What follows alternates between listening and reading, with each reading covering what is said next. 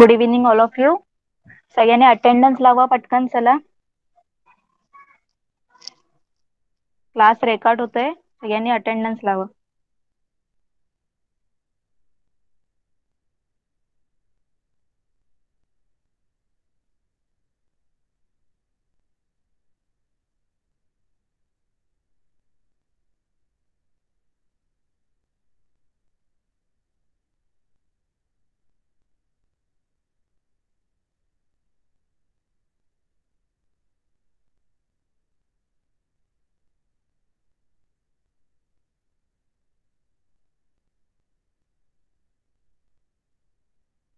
तर सगळ्यांना माझा आवाज येतोय का?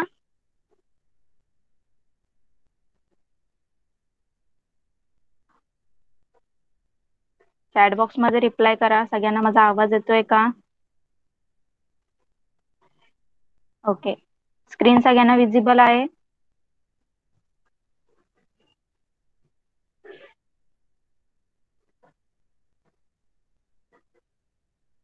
ओके.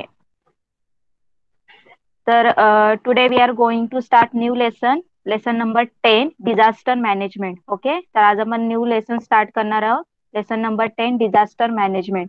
लास्ट टाइम आपण muscular system and digestive system बद्दल बघितलं होतं.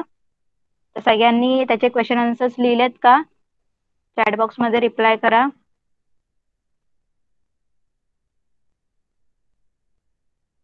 ओके.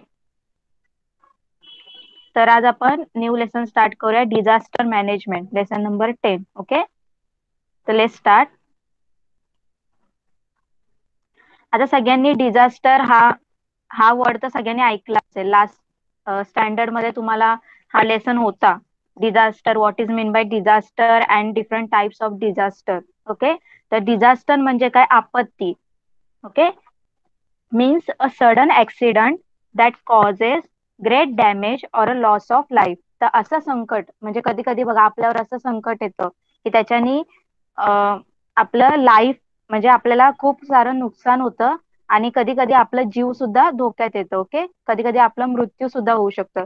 तर त्याला बोलतात disaster. A sudden accident that causes great damage or a loss of life, this means disaster. Okay, तर डिझास्टर म्हणजे असं कधी कधी आपल्यासोबत असं काही होतं की ते आपल्याला कधी माहीत नसतं. सडन ऍक्सिडेंट, त्याच्याबद्दल आपल्याला कधी काही अशी काही काय बोलतात, तुम्हाला असं माहित नसतं की तुमच्यासोबत असं काय होणार आहे. ओके, तर त्याच्यामुळे तुम्हाला खूप सारं नुकसान होतं आणि कधी कधी तुमचा जीव सुद्धा धोक्यात जाऊ शकतो. तर त्याला बोलतात डिझास्टर. आता या लेसन मध्ये आपल्याला डिफरंट डिफरंट टाईपचे डिझास्टर बघायचे आहेत आणि त्याचे मॅनेजमेंट म्हणजे त्यांचं व्यवस्थापन. ओके, त्याला कसं आपण प्रिव्हेंट करायचं, काय करू शकतो त्याला प्रिव्हेंट करण्यासाठी, ते आपण या लेसन मध्ये बघणार आहोत. तर डिझास्टर मॅनेजमेंट, त्याला मॅनेज कसं करायचं, त्याचं मॅनेजमेंट कसं करायचं. आता समजा एखाद्या वेळेस फ्लड वगैरे आला तर त्याचं नंतरची जी कंडिशन होते त्याला मॅनेजमेंट कसं करायचं, तिथली जी प्लेस आहे ती जागा आपण कशी मॅनेज करायची, तिथल्या लोकांना काय हेल्प करायची. ओके, तर हे सगळं बघणार आहोत. आणि फ्लड येऊ नये त्याच्यासाठी आपण काय प्रिव्हेन्शन करायचे. ओके, ते सगळं आपण या लेसन मध्ये बघणार आहोत. सगळ्यांना लेसनचा मिनिंग कळाला, डिझास्टर मॅनेजमेंट?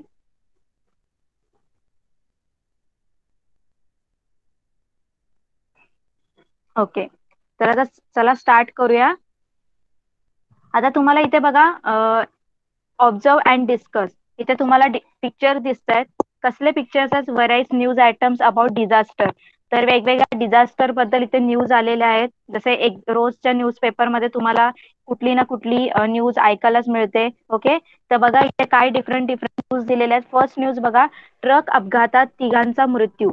तर बघा इथे एक अशी न्यूज आलेली आहे की ट्रक ऍक्सिडेंट झालेला आहे, त्याच्यामध्ये तिघांचा काय झालेला, मृत्यू झालेला. ओके, नेक्स्ट काय दिलंय, tsunami smashes Asia.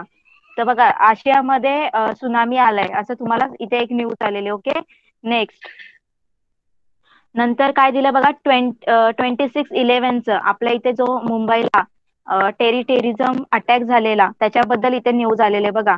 26/11 phone trail points to local link. बघा त्याची तुम्हाला इथे न्यूज आलेली आहे. ओके. टेरिटरी अटॅक झाला होता ना मुंबईला, ऑबेरॉय मध्ये हॉटेलमध्ये, ते त्यांनी तो एक डिझास्टर दिलेला आहे, त्याची न्यूज दिली. नेक्स्ट, रशियाचे विमान कोसळले. तर रशियामध्ये जे विमान आहे रशियाचं ते कोसळलंय, त्याचा ऍक्सिडेंट झालेला आहे विमानचा, ते तुम्हाला एक डिझास्टरची न्यूज दिलेली आहे. नेक्स्ट बघा, वर्धा वादळाचे चेन्नईत थैमान. तर चेन्नईमध्ये वादळ आलेलं आहे. ओके. मागच्या वेळेस आपल्या इथे आली होती न्यूज, सायक्लोटोन येते, तर सगळ्यांना माहिती आहे. तर तसं चेन्नईमध्ये चक्रीवादळ या वादळ आलंय असं त्यांनी न्यूज दिली. नंतर एक न्यूज बघा, शस्त्राच्या धाकाने मेलमधील प्रवाशांना लुटले. तर काही प्रवासी असतील ट्रेन मधून जाणारे, त्यांना लुटलं होतं. तर ही एक न्यूज आहे. याचा इथं बघा तुम्हाला डिफरंट डिफरंट डिझास्टरची न्यूज दिलेली आहे. तर हे बघा, काही डिझास्टर नॅचरली झालेले आहेत, त्याचा कोणाला अंदाज नव्हता, आणि काही मॅनमेड डिझास्टर आहे. ओके. तर बघा आता, शस्त्राच्या धाकाने मेल मधील प्रवाशांना लुटले, हे काय मॅनमेड डिझास्टर आहे ना, कारण एका टेरी टेरिस्टनीच त्यांना काय केलं, अटॅक केलं त्यांच्यावर. ओके. तर हे मॅनमेड आहे, ते त्यांना लुटलंय म्हणजे चोरी वगैरे केलं, हे सगळं मॅनमेड डिझास्टर आहे, त्यांनी प्लॅनिंग केलेली होती ऑलरेडी. ओके. आता बाकीचं बघा, वर्धा वादळाचे चेन्नईत थैमान, हे काय नॅचरल डिझास्टर आहे, कारण वादळ हे नॅचरली येतं. ओके. ते काय आपण मॅनमेड नाहीये, माणूस कधी आणत नाही. पण काही असे नॅचरल डिझास्टर आहे त्याच्या मागे मानवाचंच काय असतं, हात असतो. म्हणजे त्याला कारणीभूत मानव असतात, म्हणजे आपणच असतो, आपल्यामुळेच ते काही नॅचरल डिझास्टर घडून येतात. ओके. तर सगळ्यांना न्यूज सगळे हे पिक्चर्स बद्दल कळाले का?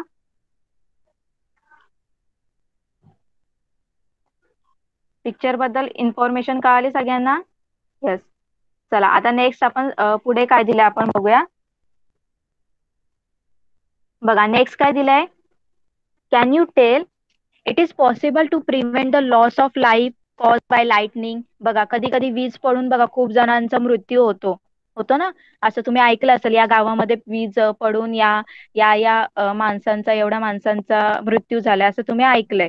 तर तुम्ही it is possible to prevent the loss of life cause by lightning, तर तुम्ही हे टाळू शकता का? लाइटनिंग, वीज पडून कोणाचा मृत्यू होणे, हे तुम्ही टाळू शकता का? नाही टाळू शकत. तर टाळू शकतो का आपण? वीज काय ते अचानक पडते, आपल्याला थोडी माहिती आहे की ती पडणार आहे वीज. Okay. It is a not a manmade, it is a natural disaster. Okay.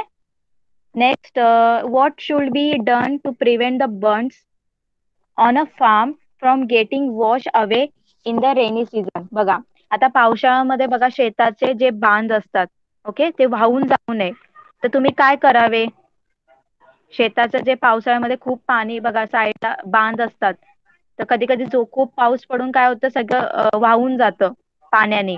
तर ते वाहून नको जायला तुम्ही काय करू शकता, ते तुम्हाला सांगितलंय. Next, why do we experience water scarcity. आता तुम्ही कधी कधी काय फेस करता बघा, तुम्ही ऐकलं असेल या गावामध्ये पाण्याची टंचाई निर्माण झाली. वॉटर वॉटर स्कॅरसिटी म्हणजे काय? पाण्याची टंचाई, म्हणजे तिथे पाण्याची खूप कमी पाणी आहे त्या गावामध्ये, म्हणजे एक प्रकारे दुष्काळच पडलाय, पाणीच नाहीये. मग हे पाण्याची टंचाई का निर्माण होते? तर हे मॅनमेडच डिझास्टर आहे ना, आपल्यामुळेच. आपण जर नीट पाणी वापरलं नाही जपून, तर एक दिवस काय होणार, पाणी हे रिसोर्स, नॅचरल रिसोर्स आहे, तुम्हाला पण माहिती आहे, एक दिवस ते संपून जाणार, आणि आपल्याला सगळ्याला वॉटर स्कॅरेसिटीच काय करायला लागेल, फेस करायला लागेल. ओके. तर why do we experience water scarcity, आपण का हे एक्सपिरियन्स करतो वॉटर स्कॅरेसिटी? ओके. तर या सगळ्यांचे तुम्हाला खाली आन्सर दिलेले आहेत बघा. We have study two types of disaster. आपण दोन टाईपचे डिझास्टर काय केले, स्टडी केलेले आहेत. नेमली मॅनमेड अँड नॅचरल डिझास्टर. तर दोन टाईपचे कुठले डिझास्टर आहेत, man-made and natural disaster. Okay. आता मॅनमेड म्हणजे जे मानव घडून आणतो, म्हणजे आपण घडून आणतो, त्याला बोलतात मॅनमेड. म्हणजे फॉर एक्झाम्पल बघा, ऍक्ट्स ऑफ टेररिझम म्हणजे जे आतंकवादी हल्ले वगैरे होतात, ते काय मॅनमेड डिझास्टर आहेत. ओके. ते सगळे एक मनुष्यच करतो ना, एक मॅन त्याला काय करतो, तो डिझास्टर घडवून आणतोय. ओके. आणि नॅचरल डिझास्टर मध्ये कुठले येतील डिझास्टर, फ्लड, अर्थक्वेक्स, ओके, भूकंप, पूर, हे सगळे काय नॅचरल डिझास्टर आहे, हे काय आपण नाही घडवून आणत. ओके. तर into which categories do the disaster shown in the news item above fall. तर आपण मगाशीच बघितलं या हे जे वरती न्यूज पेपरमध्ये जे जे न्यूज दिलेले आहेत ते कुठले कुठले डिझास्टर आहेत, कुठल्या टाईपचे डिझास्टर आहेत ते आपण मगाशीच बघितलं. आता ट्रक अपघातात तिघांचा मृत्यू. आता हा ट्रक अपघातात तिघांचा मृत्यू कसा झालाय, तो महाडचा ब्रिज काय झालाय, कोलॅप्स झालाय.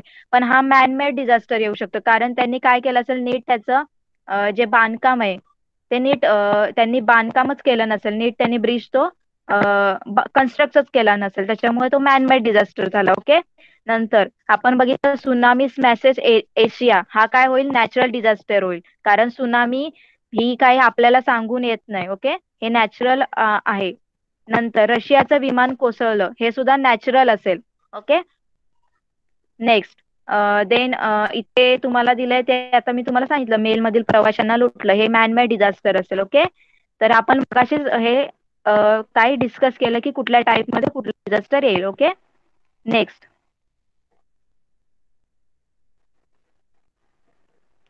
we can prevent certain disaster while it is necessary to take a precaution in the case of some other disaster. Natural and man-made disaster are related to each other. बघा काय सांगितलंय, आपण हे disaster काय करू शकतो, टाळू शकतो. कसं टाळू शकतो, त्याचे प्रिकॉशन घेतले तर. ओके.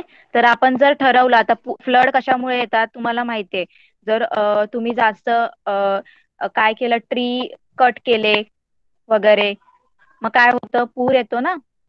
तर हे सगळं आपण जर प्रिकॉशन घेतले की आपण फॉरेस्ट कट नाही केले, डिफॉरेस्ट्रेशन नाही केलं, हे सगळं आपण जर प्रिकॉशन घेतले तर फ्लड येणार नाही. ओके. तर त्यांनी सांगितलंय की हे आपत्ती येतात, डिझास्टर येतात, हे आपण काय करू शकतो, टाळू शकतो. ओके. आणि जे नॅचरल आणि मॅनमेड डिझास्टर आहेत ते दोन्ही एकमेकांशी काय रिलेटेड आहेत. ओके. हे दोघं एकमेकांशी काय रिलेटेड आहेत.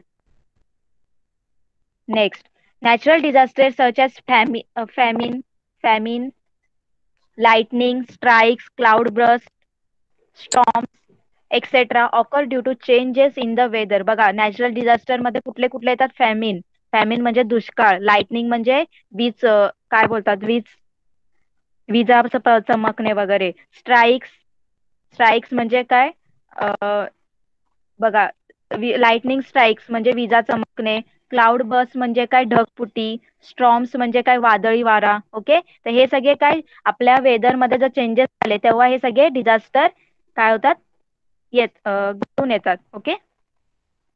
there is a possibility there is the possibility of a damage of property in a such a natural calamities.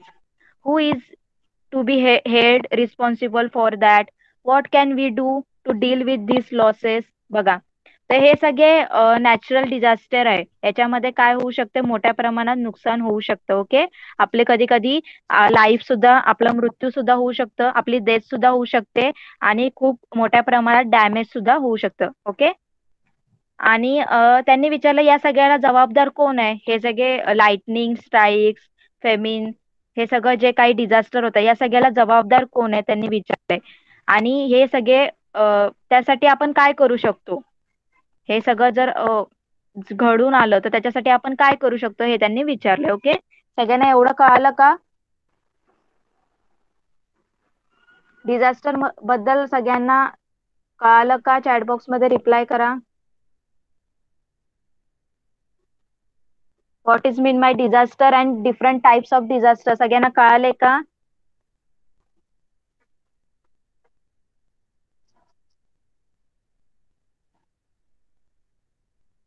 Okay. म्हणजे आपण आता पुढे नेक्स्ट कंटिन्यू करूया. आपल्याला आता डिफरंट डिफरंट टाइपचे डिझास्टर बघायचे आहेत, कुठले कुठले डिझास्टर्स आहेत आणि त्याच्याबद्दल प्रिकॉशन्स काय घ्यायचे ते आपल्याला बघायचे आहेत. ओके. चला, तर फर्स्ट डिझास्टर कुठला आहे बघा, फॅमिन.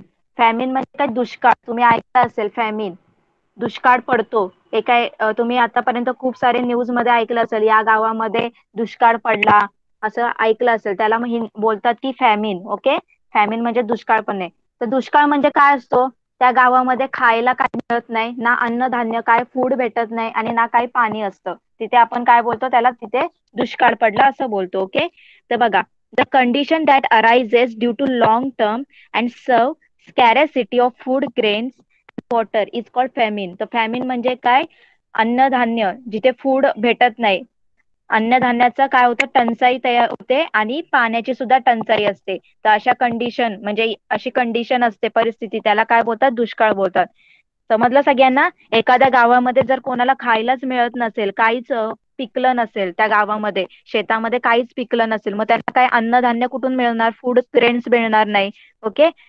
आणि त्यांना वॉटर सुद्धा नसेल त्या गावामध्ये, तर त्या गावामध्ये काय झालं, फेमिन म्हणजे दुष्काळ पडला असं आपण बोलतो. Okay. Famine can be very severe. Although the main cause of famine is natural phenomena, yet a famine condition is created by some human activities besides some natural events. बघा, आता हे जे फॅमिन आहे, हे खूप काय असतं, खूप डेंजर असतं. ओके. म्हणजे याच्यामध्ये ना आपल्याला खायला मिळत, फूड ग्रेन्स नसतात, ना अन्नधान्य मिळत, ना पाणी मिळतं. ओके. तर हे जे दुष्काळ पडायचं मेन कारण कधी कधी आपण सुद्धा आहे, याच्या मागे आपण सुद्धा आहे. Okay. Human activities, the famine condition is created by some human activities beside some natural event. तर तुम्ही याला नैसर्गिक तुम्ही कधी बोलू शकता की नॅचरली दुष्काळ पडला असं तुम्ही बोलू शकता, पण कधी कधी जास्त हात याच्यामध्ये मानवचा आहे, आपला असतो, ह्युमन ऍक्टिव्हिटीचा जास्त असतो. जर तुम्ही एखादं धान्य नीट तुम्ही वापरलंच नाही, फूडचं तुम्ही वेस्ट केलं, तर तुम्हाला एक दिवस काय होणार, फूडचं काय होणार, तुम्हाला फूड भेटणारच नाही खायला, मग तुम्हाला काय होईल, दुष्काळ पडेल. ओके. तसंच पाण्याचं सुद्धा आहे, तुम्ही जर पाणी जपून वापरलंच नाही, तर तुम्हाला पाण्याची सुद्धा टंचाई होईल. ओके. तर बघा, ते दिलंय तुम्हाला, think what would happen if no food were grown during one whole year. बघा, विचार करा, जर वर्षभर शेतामध्ये काहीच अन्न पिकलं नाही तर काय होईल, काय होईल, फॅमिनच होईल ना. जर पूर्ण वर्षभर त्या शेतामध्ये, एका गावामध्ये शेतामध्ये काहीच पिकलं नाही, कुठलंच ग्रेन्स पिकले नाही, कुठलं धान्यच पिकलं नाही, तर काय होईल, त्या गावामध्ये काय पडेल, दुष्काळ पडेल. ओके. कळालं सगळ्यांना? तर दुष्काळ बद्दल, फेमिन बद्दल कळालं सगळ्यांना?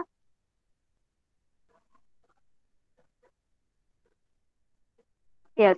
आता काही त्याची तुम्हाला काय दिलेत फेमिनचे, बघा काय बघायचं आपल्याला नेक्स्ट, कॉजेस ऑफ फेमिन. आता हे दुष्काळ कशामुळे पडतो, हा फॅमिन कशामुळे येतो, कशामुळे कॉज होतो. ओके. कशा त्याची कारण काय आहे ते आपण बघायचं, रिझन्स काय फेमिनीच्या मागे. ओके. तर बघा, दुष्काळाची कारणे. Okay. Drought, heavy rains and flood, crops getting washed away or damaged in the flood, environmental changes such as temperature change, storm, cold waves or fog, damage of crops by animals like mice and rats, attack of pests, locusts or disease of crops, a natural calamity like a earthquake, etc. are some the causes of famine. बघा, फेमिनचे किती सारे हे आहेत बघा,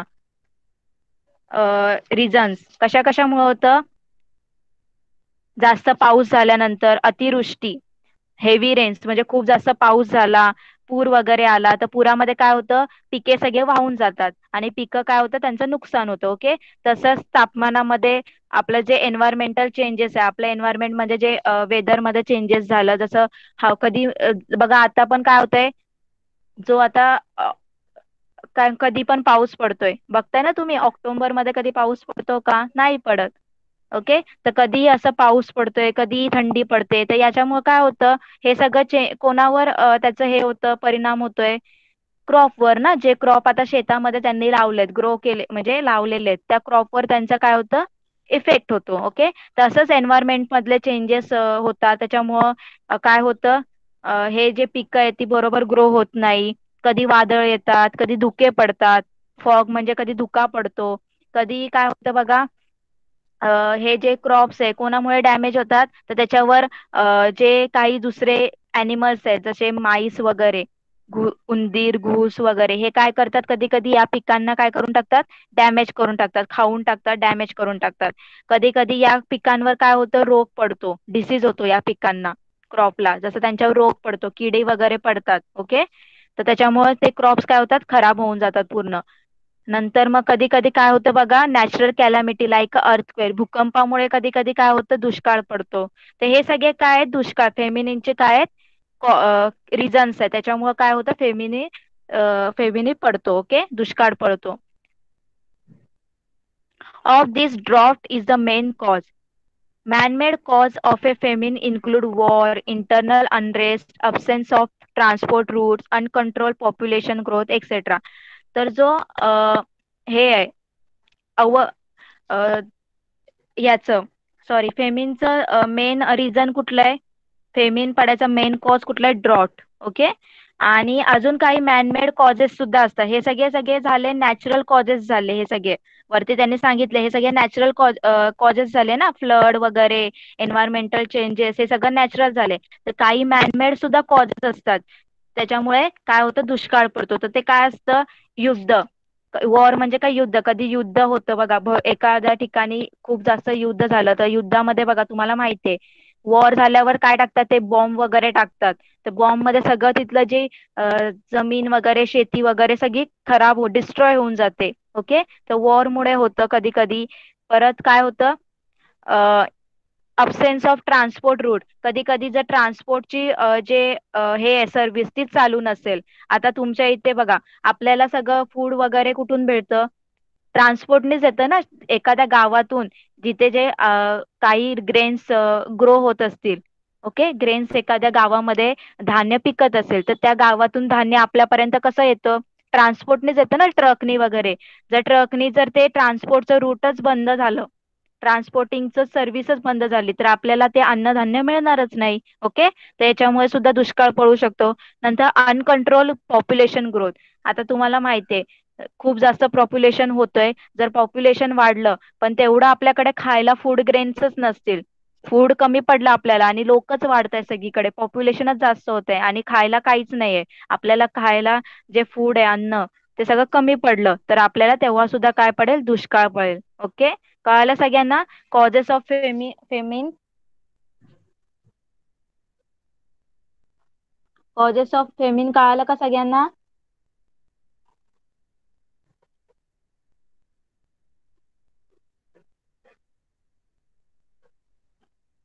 okay. तर आता next आपण बघूया काय दिलं अजून.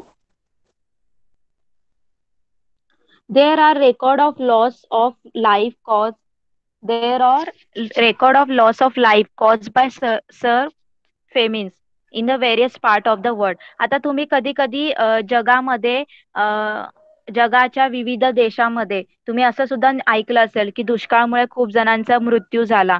असं तुम्ही ऐकलं असेल. खूप लोक बघा, दुष्काळ पडल्यानंतर त्या गावातली लोक खूप तुम्हाला म्हणजे मेलेली, म्हणजे मेली, मृत्यू झाला त्यांचा, असं तुम्ही ऐकलं असेल न्यूज मध्ये. Okay. Asia has a turn out to be most famine affected continent of the world. बघा, जो आपला एशिया खंड आहे, कंटिनेंट, आपला एशिया खंड, तो सगळ्यात जास्त काय आहे, तिथे फेमिनियन अफेक्ट झालेला आहे. दुष्काळग्रस्त आपला खंड आहे. बघा, आपल्या खंडामध्ये, आपल्या एशियामध्ये खूप जास्त असे जे सिटी आहे, विलेजेस आहे, तिथे अजूनही दुष्काळ पडतो. ओके. अजूनही तिथल्या लोकांना खायला मिळत नाही आणि पाणी मिळत नाही. Okay. A majority of the famines occurred in the drought-prone and flood-affected region. Among the most dreadful famines that have occurred in the world are the famines that affected India and China. बघा, तर अजूनही दुष्काळ आपल्या आपल्या जगामध्ये अजूनही असे काही देश आहेत, ते दुष्काळग्रस्त आहेत आणि पूरग्रस्त आहेत. त्याच्यामध्ये त्या प्रदेशामध्ये, त्या रिजन मध्ये दुष्काळ पडून आणि पूर पडून पूर्ण तिथलं म्हणजे जो सिटी आहे ती अजून तशीच आहे. त्या रिजनला अफेक्ट झालेले. ओके. आणि आपल्या जगामध्ये दुष्काळ पडून सगळ्यात जास्त कुठल्या कुठल्या कंट्रीला अफेक्ट झालेला आहे फेमिन्सचा, इंडिया आणि चायना, या दोन जे हे आहेत कंट्री, त्याला फेमिन्सचा जास्त अफेक्ट झालेला आहे. ओके. तर इंडिया आणि चायना हे दोन असे कंट्री आहेत, त्याला फेमिन्स अफेक्टेड आहेत. ओके. कळालं सगळ्यांना. नेक्स्ट, नेक्स्ट काय दिलंय, are we responsible for famine? या सगळ्याला आपण जबाबदार आहेत का, त्यांनी विचारलंय. आता हे फेमिन जे आहे दुष्काळ, त्याला आपण जबाबदार आहे का, त्यांनी क्वेश्चनिंग केलंय. तर बघा काय सांगितलंय. हो, आपणच जबाबदार आहे त्याला. बघा कशामुळं, water storage is increasing as the balance between rainfall and population is disturb. बघा काय होतंय, जे पाऊस पडतोय, पाऊस तर जास्त पडतोय, ओके, आपल्याला पाहिजे तसा पाऊस पडतोय, पण पॉप्युलेशन जास्त वाढतंय ना, त्याच्यामुळे काय होतंय, पाण्याचं काय तयार होतंय, तुटवडा कमी होतोय, पाण्याची टंचाई निर्माण होते. कारण आपल्याला पाहिजे तसा पाऊस तर पडतोय, पण लोकच जास्त वाढतायत, त्याच्यामुळे जास्त पाणी यूज होतंय. आणि जेवढा पाऊस आहे, जेवढं पाणी आहे, त्याच्याप्रमाणे लोक जास्त वाढलेत, त्याच्यामुळे काय होतंय, शॉर्टेज ऑफ वॉटर. ओके, तर पाण्याचं टंचाई निर्माण झाली. ओके, त्याच्या बघा हे एक रिझन झालंय. नेक्स्ट बघा, though there has been a very high rise in a production of food grain as result the green revolution, the balance of the environment has been lost due to use of chemical fertiliser, pesticides and weedicides. बघा आता तुम्हाला समजलं की population जास्त होतंय. Okay, जास्त growth, population grow जास्त होते. ओके, मग त्याच्यासाठी आपल्याला जास्त काय करायला लागेल, फूड ग्रेन्स जास्त ग्रो करायला लागतील. ओके, आता मग आपल्याला फूड ग्रेन्स जास्त ग्रो करायला लागतील, तर त्याच्यासाठी लागणारं जे काही पेस्टिसाइड्स आहे, फर्टिलायझर्स आहे, ते सुद्धा आपल्याला काय करायला लागतात, जास्त यूज करायला लागतात. ओके, मग त्याच्यामध्ये सुद्धा जास्त ग्रोथ होते. ओके, कळालं सगळ्यांना. मग त्याच्याने काय होतंय, ते जास्त ग्रो झाल्याने, ते जास्त यूज केल्याने, आता तुम्हाला तुम्ही एखादं फील्डमध्ये एक क्रॉप तुम्ही काय केलंय, लावलंय. ओके, खूप जास्त, तर त्याला खूप जास्त क्रॉप तुम्ही काय केलं, ग्रो केलंय. पण त्याच्यासाठी लागणारं जे केमिकल्स आहेत, फर्टिलायझर्स आहेत, पेस्टिसाइड्स आहेत, ते सुद्धा तुम्ही जास्त यूज केले.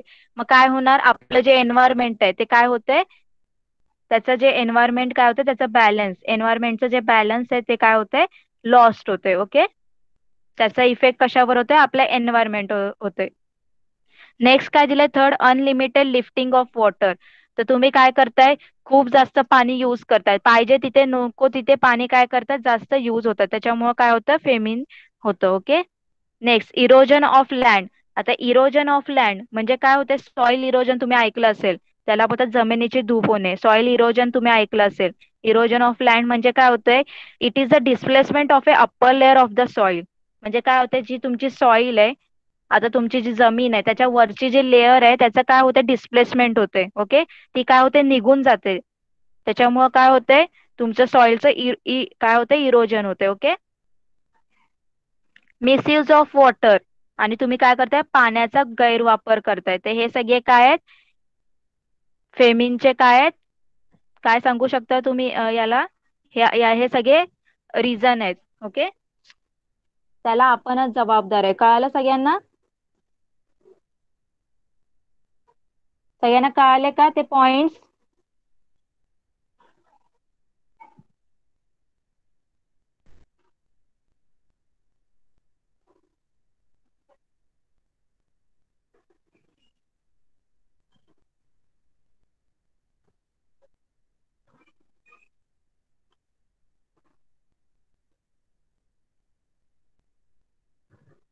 नेक्स्ट काय दिलंय बघा इथे.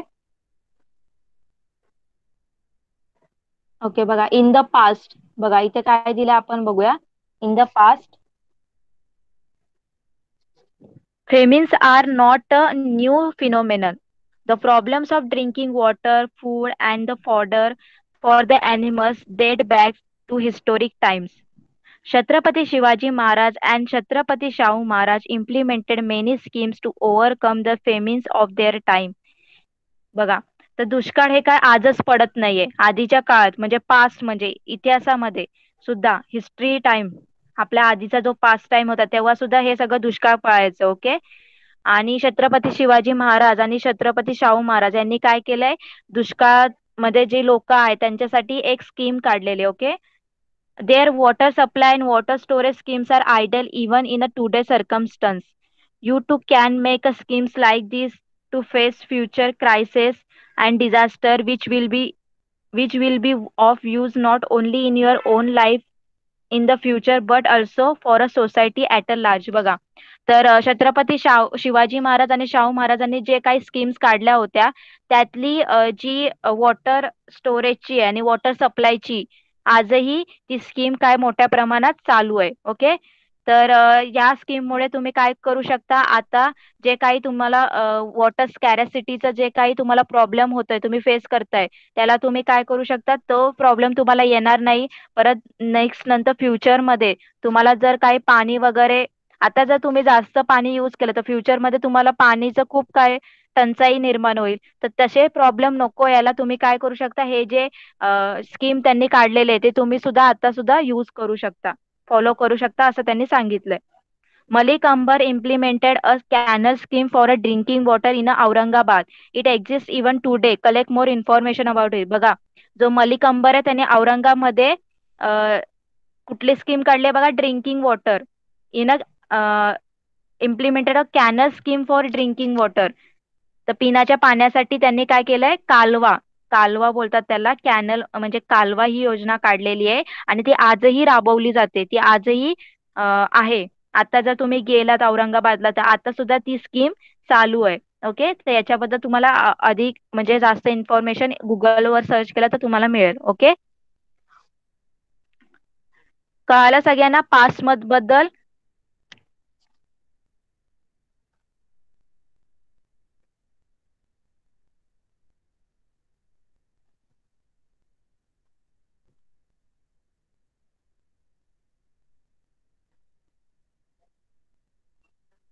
चला नेक्स्ट काय दिलंय बघूया आपण.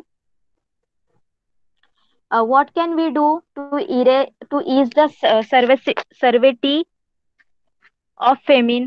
तर आपण काय करू शकतो, हे दुष्काळ थांबवण्यासाठी आपण काय करू शकतो. तर बघा, फर्स्ट काय, plan uses of water and reuse of water. बघा, पाण्याचा काय करा तुम्ही, बरोबर प्लॅन करून पाणी यूज करा आणि पाण्याचा रियूज करा, पुनर्वापर करा. ओके. आता तुम्हाला जे काही पाणी वापरायचं असेल तर तुम्ही बरोबर प्लॅन करून, म्हणजे भांडी घासण्यासाठी एवढंच पाणी यूज करा, एवढंच तुम्ही बरोबर प्लॅन करून यूज करा. ओके. आणि नेक्स्ट त्यांनी काय सांगितलं, रियूज ऑफ वॉटर. आता तुम्ही जी भांडी घासले ते पाणी काय करणार, तुम्ही तसंच फेकून नाही द्यायचं, ते तुम्ही पाणी तुमच्या प्लांटला देऊ शकता. ते पाणी प्लांटसाठी सुद्धा तुम्ही यूज करू शकता. ते पाणी कपडे धुवायचं, भांडी घासलेली पाणी, जे पाणी आहे ते सगळं पाणी तुम्ही प्लांटला सुद्धा देऊ शकता. ओके. तर तशा प्रकारे तुम्ही रियूज करू शकता वॉटरचा. Next, proper planning of water conservation and harvesting at a local level.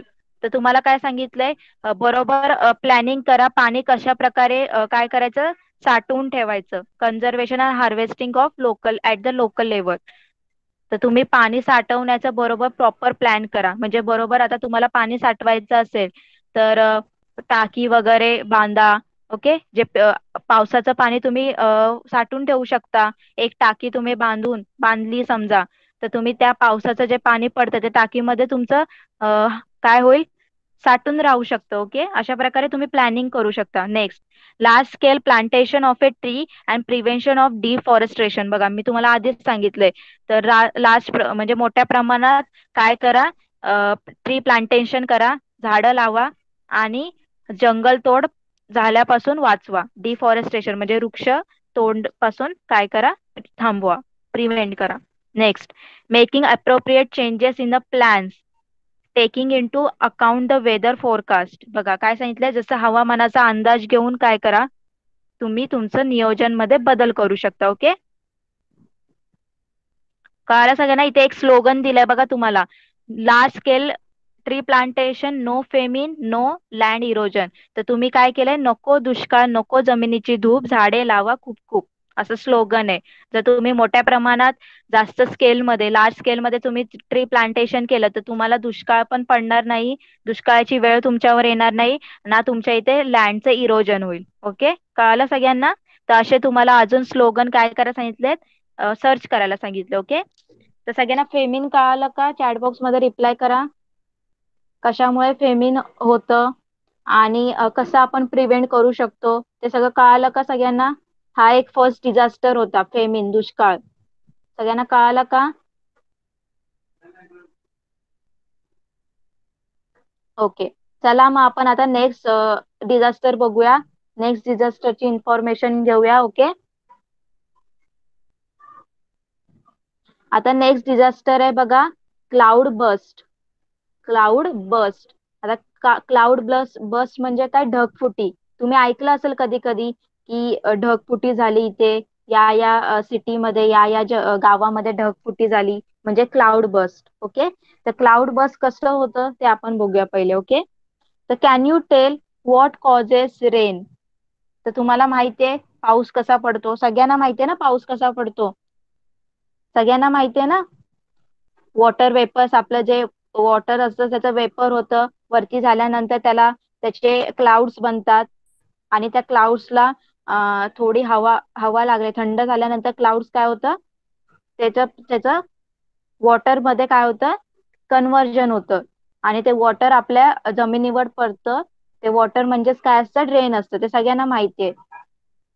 तर पाऊस कसा पडतो सगळ्यांना माहितीये ना? चॅट बॉक्स मध्ये रिप्लाय करा. येस, वॉटर सायकल सगळ्यांना माहितीये. तर बघा, आता आपल्याला हे क्लाउड बस्ट म्हणजे काय ते आपण बघूया. ओके.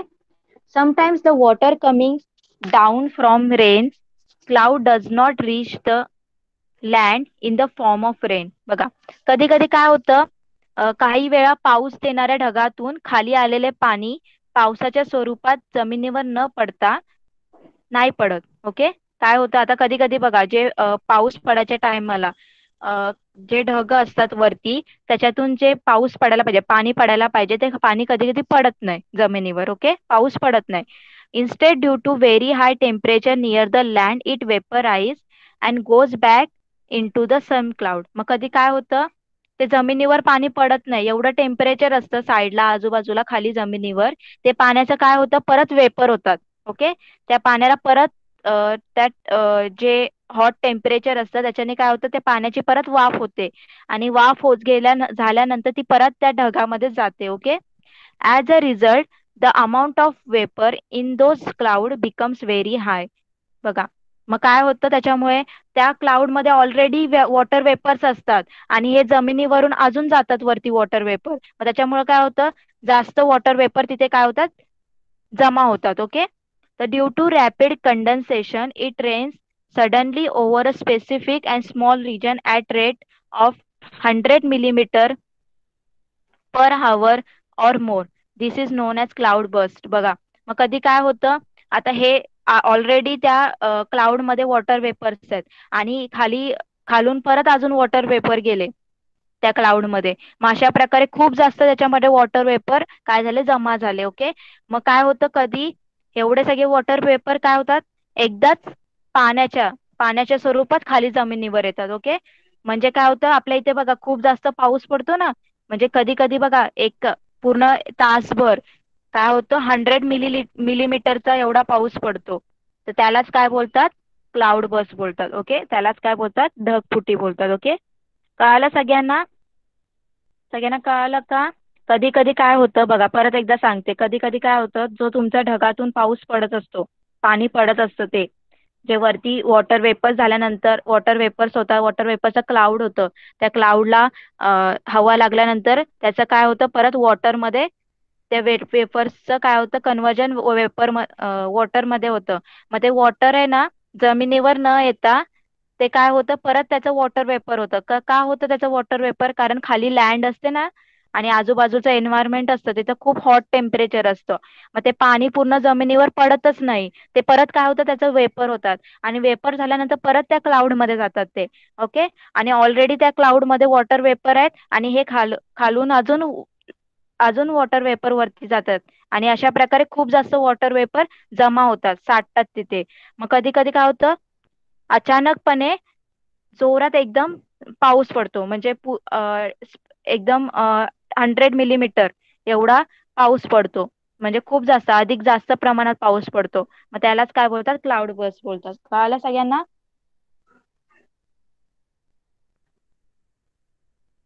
सगळ्यांना कळालं का? चॅट बॉक्स मध्ये रिप्लाय करा.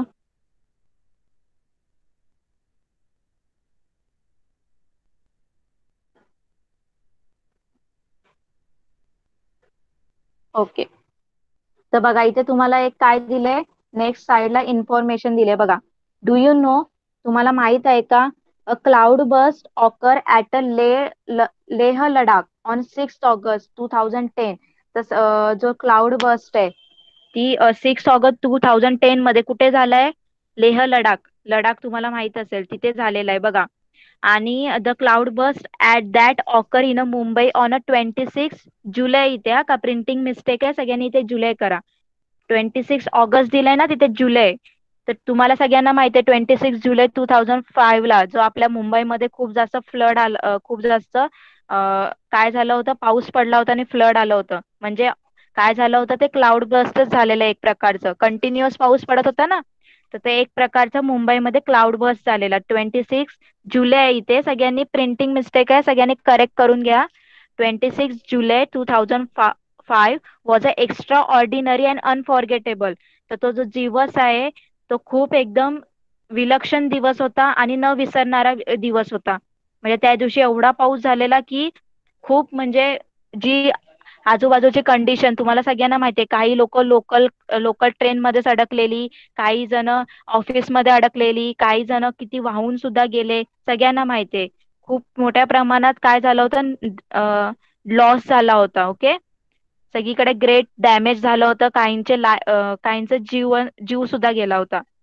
On that day it rain about 950 millimetre, that is 37 inches in 8 to 10 hours, and the entire city of Mumbai was a water log and flooded. बघा त्या दिवशी काय झालं होतं, 8 ते 10 तासामध्ये किती पाऊस पडला होता? 950 मिलीमीटर. 950 मिलीमीटर एवढा पाऊस पडला होता. ओके. आणि सगळी मुंबई काय झाली होती, पूर्ण पुरामध्ये, पाण्यामध्ये सगळी ती ब्लॉक झाली होती, जलमय झाली होती, फ्लड आला होता सगळीकडे. कळालं सगळ्यांना? सगळ्यांना कळालं का? सगळ्यांना लक्षात असेल 26 जुलै. येस. तर सगळ्यांनी तिथे करेक्शन करून घ्या. 26 जुलै आहे तिथे. 26 ऑगस्ट नाहीये, 26 जुलै. ओके. त्यांचं प्रिंटिंग मिस्टेक झालेलं आहे.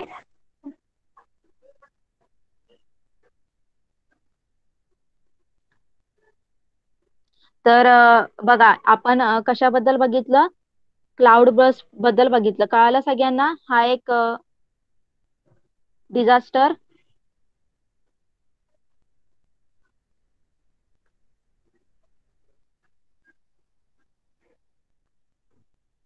चला, तर नेक्स्ट डिझास्टर कुठला आहे बघूया आपण. फ्लड. फ्लड सगळ्यांना माहिती आहे, महापूर. ओके. तर फ्लड काय? महापूर. बघा, what is mean by flood and what are the effect of flood? आता फ्लड काय सगळ्यांना माहितीये.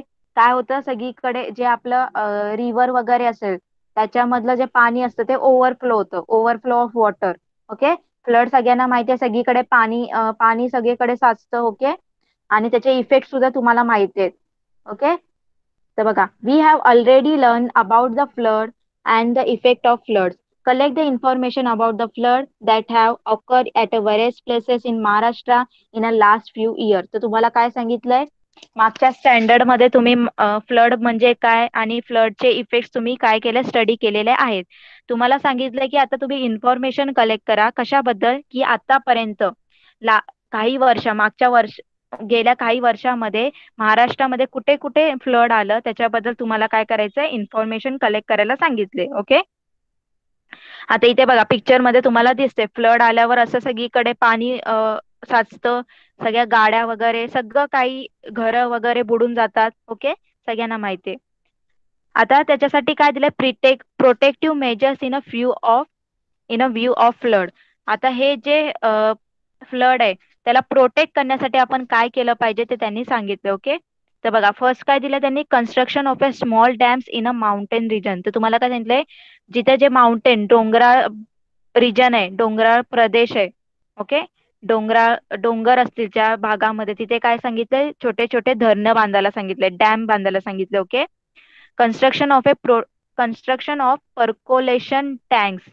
तर काय सांगितलं तुम्हाला, कशाचं कन्स्ट्रक्शन करायला सांगितलं, पर्कोलेशन टँक्स म्हणजे पाझर तलाव. ओके. म्हणजे काय असतं पाझर तलाव, त्याचं जमिनीमध्ये, म्हणजे असं तलाव तिथे ते पाणी काय होतं जमिनीमध्ये मुरतं, जमिनीमध्ये ते काय होतं सीप होतं, जमिनीमध्ये काय होतं ते पाझरतं, त्याच्यामध्ये मुरतं.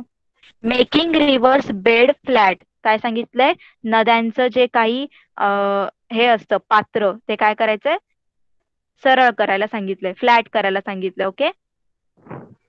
कल्टिवेशन ऑफ न्यू फॉरेस्ट, नवीन जंगलची लागवड करायला सांगितलंय. आणि कनेक्टिंग रिव्हर्स, आणि नद्यांना जोडायला सांगितलंय. कळालं सगळ्यांना? सगळ्यांना कळालं protective measures of a flood. काय करायचं, जिथे जिथे डोंगर दिसत आहेत त्या तेवढ्या डोंगर, जे असे डोंगराळ भागामध्ये काही जागा असेल तिथे डॅम बांधायचे, धरणे बांधायचे. नंतर जो परकोलेशन जो टँक आहे तो बांधायला सांगितलाय. नंतर तुमचे जे रिव्हरचं जे काही एरिया असतो रिव्हरचा, तो काय करायला, फ्लॅट करायला सांगितलंय. नंतर न्यू फॉरेस्ट तयार करायला सांगितलंय. आणि जे रिव्हर्स आहेत त्यांना कनेक्ट करायला सांगितले. ओके. येस. सांगली आणि कोल्हापूरमध्ये लास्ट इयरला फ्लड आलं होतं. ओके, सगळ्यांना माहिती आहे कोल्हापूरमध्ये फ्लड आलं होतं. ओके. नेक्स्ट बघा, आता इथे येल्लो बॉक्स मध्ये काय इन्फॉर्मेशन दिलंय. Government of India establish the national flood commission in 1976. The Commission has made special efforts towards the control of flood. A plan regarding flood control is kept ready from national level to village level. Large scale damage of property and loss of life can be avoided because of this plan. बघा काय सांगितलंय, भारत सरकारने राष्ट्रीय पूर आयोगाची, राष्ट्रीय पूर याच्यासाठी एक काय केले, समिती तयार केलेली आहे त्यांनी. 1976 मध्ये त्यांनी एक काय त्या समिती स्थापन केली. आणि ती समिती कशासाठी आहे, की हे जे जे पूर वगैरे येतात त्याला कसं कंट्रोल करायचं, त्याच्यासाठी त्यांनी काय केले, ही इस्टॅब्लिश केले, तयार केलेले. ओके. आणि ही कुठून आहे, गावापासून, गावाच्या पातळीपासून तर राष्ट्रीय स्तरापर्यंत, नॅशनल लेवल पर्यंत त्यांनी काय केले, ही अ, त्याचं जो मॅप आहे, त्याचं जे प्लॅनिंग आहे ते त्यांनी कन्स्ट्रक्ट केलेलं आहे. आणि large scale damage of property and loss of life can be avoided because of this plan. मग याच्यामुळे काय होईल, हे चांगलं त्यांनी बरोबर काय केलं, प्लॅन करून ठेवलंय ना, की कसं कंट्रोल करायचं फ्लडला. तर त्याच्यामुळे काय होईल, खूप लोकांचे जीवन सुद्धा वाचेल आणि मोठ्या प्रमाणात नुकसान सुद्धा होणार नाही. ओके. कळालं सगळ्यांना?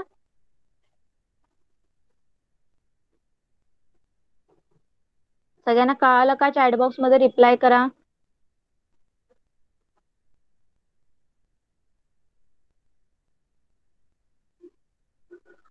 सगळ्यांना 3 डिझास्टर कळाले का? फर्स्ट डिझास्टर आपण बघितलं फॅमिन, दुष्काळ. सेकंड बघितलं आपण क्लाउड बस्ट, ढगफुटी. आणि थर्ड आता बघितलं फ्लड, महापूर. सगळ्यांना कळालं? सगळ्यांचे प्रिव्हेन्शन सुद्धा, कॉजेस आणि प्रिव्हेन्शन सगळ्यांना कळाले? ओके. आता नंतर अजून बाकीचे डिझास्टर आहेत बघा. लाइटनिंग आहे, विजा चमकणे. नंतर वोल्कॅनो, ज्वालामुखी सगळ्यांना माहिती आहे. आणि सुनामी, सुनामी आणि स्ट्रॉम्स, वादळे. तर हे सगळे जे आहेत डिझास्टर ते आपण नेक्स्ट क्लासमध्ये घेऊया. ओके. कळालं सगळ्यांना? तर आजचा होमवर्क काय आहे, आता जे 3 डिझास्टर झाले त्याच्यावरचे क्वेश्चन आन्सर्स तुम्हाला लिहायचे आहेत. ओके. तर बघा, जे तुमचे झालेले आहेत आता जे 3 डिझास्टर झालेत, आता इथे बघा, what are the remedials measures for the following calamities. त्याच्यामध्ये तुम्ही काय लिहायचं, फेमिन लिहायचं आणि क्लाउड बर्स्ट लिहायचे. ओके. नंतर गिव्ह रिझन मध्ये बघा, तुमच्या फेमिन बद्दल आणि याच्याबद्दल काही क्वेश्चन असतील तर आहे बघा. लास्ट वाला क्वेश्चन आहे, heavy rains result in famine, give reason लिहू शकता तुम्ही. Okay. Next, answer the following question मध्ये बघा काय दिलंय, व्हॉट इज क्लाउड बस्ट, हा क्वेश्चन लिहू शकता तुम्ही. ओके. नेक्स्ट, हा, what measures have been taken to deal with the calamities such as a flood, landslide, हे तुम्ही लिहू शकता. ओके. कळालं सगळ्यांना? कुठले कुठले क्वेश्चन्स लिहायचे आहेत सगळ्यांना कळालं का? जे आता आपण डिझास्टर बघितले त्या डिझास्टर वरचे सगळे क्वेश्चन आन्सर्स तुम्ही लिहायचे होमवर्क मध्ये. ओके.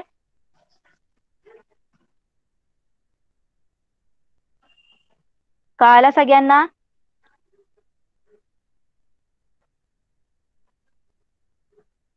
ओके. मी गुगल क्लासरूम मध्ये फक्त क्वेश्चन नंबर टाकेन. Question number question okay. परत एकदा सांगते, सगळ्यांनी मार्क करून घ्या क्वेश्चन. ओके. चला, सगळ्यांनी मार्क करून घ्या. मी तुम्हाला क्वेश्चन सांगते कुठले लिहायचे ते सगळ्यांनी मार्क करून घ्या. चला,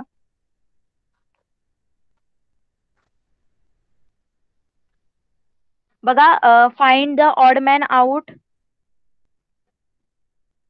मधलं तुम्ही सगळे लिहू शकता ना. Find the odd man out easy आहे, ते तर तुम्हाला लगेच कळेल. ओके. ऑड मॅन आउट तुम्ही लिहू शकता सगळे. ओके. फर्स्ट क्वेश्चन कंपल्सरी आहे, तो कम्प्लीट करा.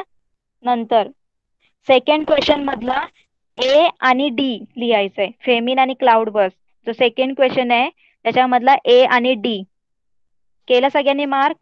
फेमिन आणि क्लाउड बस्ट मार्क केलं सगळ्यांनी.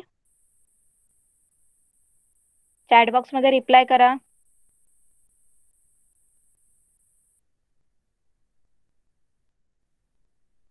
Okay. Next question number third मधलं ओनली डी लिहायचंय. जीव रिझन मधलं डी डी लिहायचंय फक्त. Heavy rains result in famine. Question number 3 मधला डी केलं सगळ्यांनी मार्क. क्वेश्चन नंबर 3 मधला D.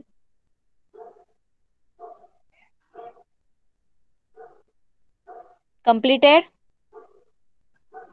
Okay. Next question number 4 मधलं बी.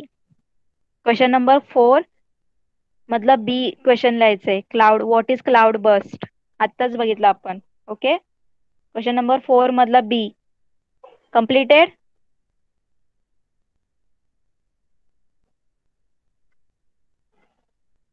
फर्स्ट क्वेश्चनचे सगळेच लिहायचे.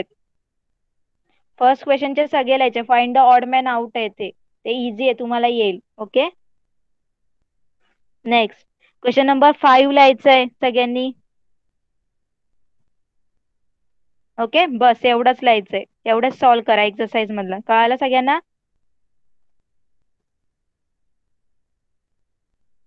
क्वेश्चन नंबर 1 कम्प्लीट लिहायचंय. क्वेश्चन नंबर 2 मधलं काय लिहायचंय? ए आणि डी लिहायचंय. क्वेश्चन नंबर 3 मधला ओनली डी लिहायचंय. क्वेश्चन नंबर 4 मधला बी लिहायचंय आणि क्वेश्चन नंबर 5 कम्प्लीट लिहायचंय. ओके. कळालं? ओके. आणि जे नेक्स्ट बाकीचे डिझास्टर आहे. येस. गुगल क्लासरूम मध्ये ते क्वेश्चन नंबर्स मी काय करेन, सेंड करेन. ओके. क्वेश्चन नंबर्स टाकेन, तुम्ही परत एकदा चेक करून घ्या. Okay.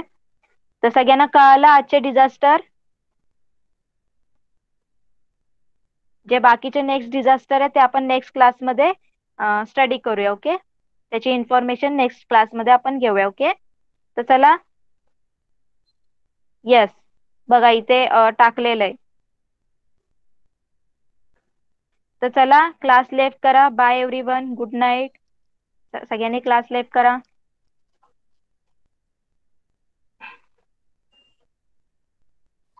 Bye, Miss. Bye Bye, ma'am. Stay safe. Bye.